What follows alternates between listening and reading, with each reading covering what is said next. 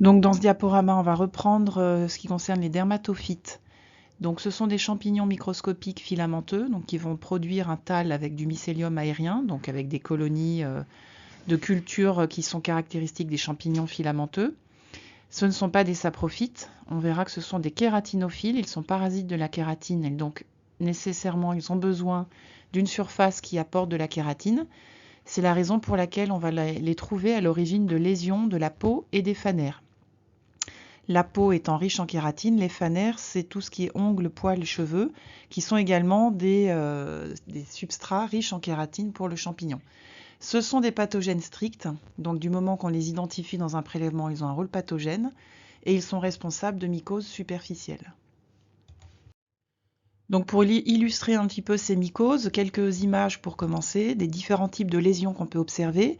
Ici, une lésion de la peau, donc on parle d'épidermophytie, qu'on appelle l'herpès circiné. Bon, peu importe le nom. C'est une lésion que l'on retrouve sur les peaux glabres, donc peau sans cheveux ni barbe, et qui se caractérise par des érythèmes de forme circulaire, comme vous voyez ici, avec une zone en bordure qui est très rouge, qui correspond à la zone où le champignon est actif. Donc en général, des spores de champignons se déposent et se développent de manière centrifuge pour donner cette lésion en fait sur la peau, qui est une caractéristique de ces champignons et qui nécessite, quand on veut faire un prélèvement, de prélever au niveau de la bordure de la lésion, puisque c'est là que le champignon sera actif, et qu'on aura le plus de chances de le récupérer ensuite sur les cultures. Donc ça, c'est vraiment l'aspect in vivo qui n'a aucun rapport avec l'aspect qu'on aura en culture, qu'on verra après. Trichophyton rubrum, qui est une espèce fréquente en France, peut atteindre l'ongle. On parle d'onyxis, donc vous voyez sur l'image que l'ongle prend un aspect caractéristique des mycoses, un aspect un peu jauni et épaissi. En fait, c'est le champignon qui prolifère sous l'ongle en se nourrissant de la kératine. Et Trichophyton rubrum peut aussi être responsable d'intertrigo, donc ce sont des infections qui se localisent dans les espaces interdigitaux, donc intertrigo veut dire entre les doigts, et qui se soignent en général par des crèmes que l'on applique à la surface de la peau.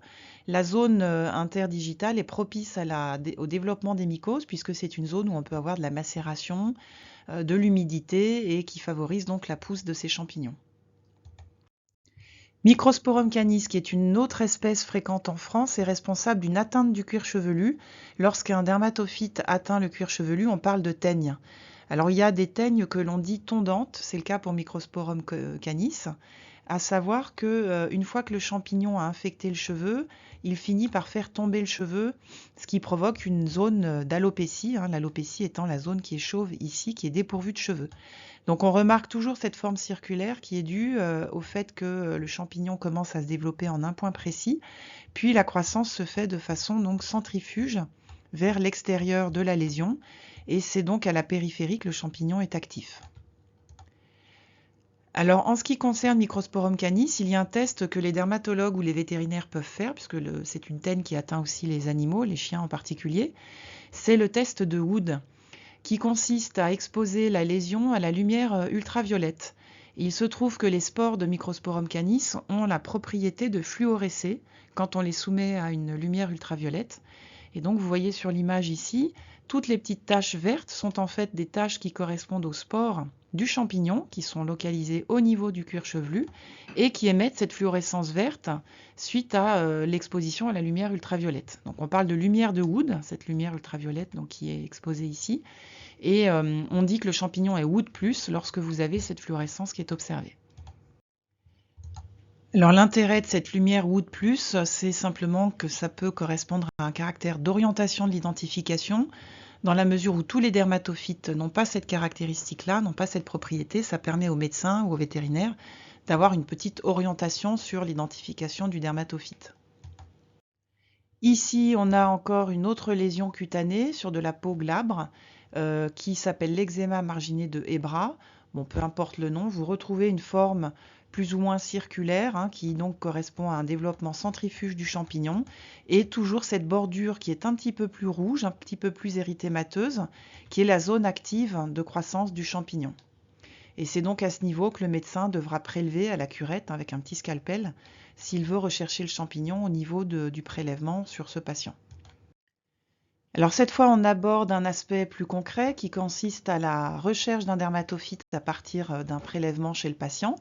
Alors évidemment, pour le médecin ou pour le vétérinaire, la première chose à observer, c'est l'aspect de la lésion, puisque, comme je vous l'ai montré sur les images, on a différentes localisations, peau, ongles, cuir chevelu, cheveux, et différents aspects. Donc évidemment, en fonction de la localisation, il y a des espèces de dermatophytes qui ont une préférence pour telle ou telle localisation, donc ça peut orienter un petit peu. Et puis cette caractéristique wood plus ou wood moins pour les champignons qui atteignent le cuir chevelu, donc pour les teignes, qui peut également permettre une première orientation de l'identification. Deuxième élément d'orientation important, c'est le type parasitaire. Le type parasitaire, ça correspond à une observation que l'on fait au niveau des teignes, donc pour les dermatophytes qui atteignent le cheveu et les poils. Et en effet, vous avez différents types de prolifération du champignon qui peuvent se localiser soit à l'intérieur du cheveu uniquement, soit à l'extérieur et à l'intérieur du cheveu. Et donc, on va parler de type parasitaire endo ou ectotrix. Trix veut dire dans le cheveu ou dans le poil. Endo ou ecto veut dire à l'extérieur ou à l'intérieur. Et en fonction de ce type parasitaire, là encore, ça permet une orientation de l'identification, tous les dermatophytes n'ayant pas le même type parasitaire. Donc on détermine ce type parasitaire par une observation microscopique du prélèvement, donc cheveux ou poils, que l'on peut éventuellement colorer grâce à un colorant qui est un colorant de mycologie qui est le bleu coton, que l'on peut éventuellement un petit peu ramollir si nécessaire avec de la potasse, mais bon ça c'est un détail. Et donc on va observer, alors par exemple, dans les images que je vous ai présentées ici, vous avez le type endotrix qui est à droite sur le petit schéma. Endotrix dans lequel on voit que les filaments mycéliens et les spores ne se localisent qu'à l'intérieur du cheveu, ce petit cylindre représentant un cheveu ou un poil. Le type endo-ectotrix, qui n'est pas sur le schéma, correspond à la présence de filaments mycéliens dans le cheveu et des spores autour du cheveu. C'est le cas de type parasitaire le plus fréquent en France. Le dernier s'appelle le type favique. Vous en avez un schéma ici en bas à droite.